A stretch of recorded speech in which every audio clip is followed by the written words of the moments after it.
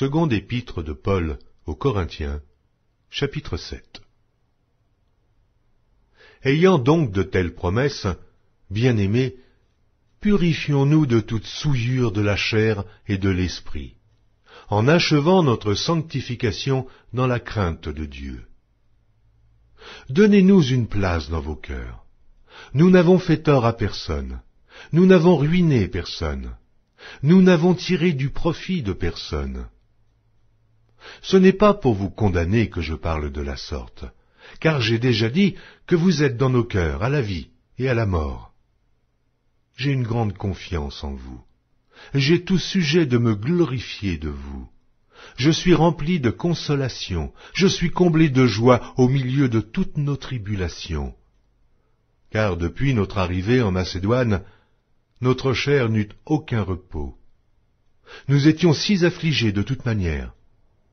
Luttes au dehors, craintes au dedans.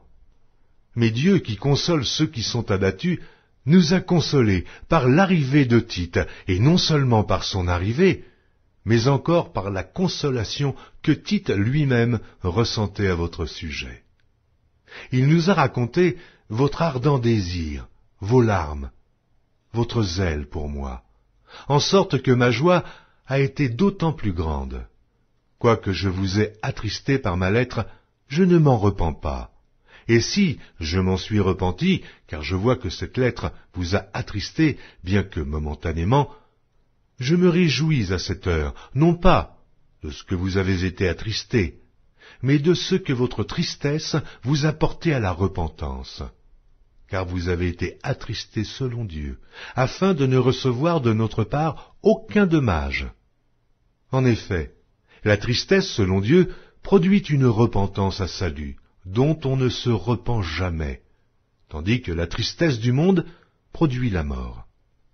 Et voici, cette même tristesse selon Dieu, quel empressement n'a-t-elle pas produit en vous? Quelle justification, quelle indignation, quelle crainte, quel désir ardent, quel zèle, quelle punition!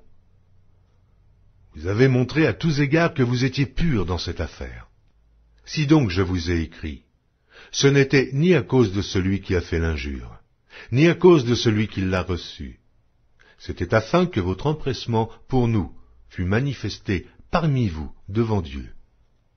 C'est pourquoi nous avons été consolés, mais, outre notre consolation, nous avons été réjouis, beaucoup plus encore, par la joie de Tite, dont l'esprit a été tranquillisé par vous tous.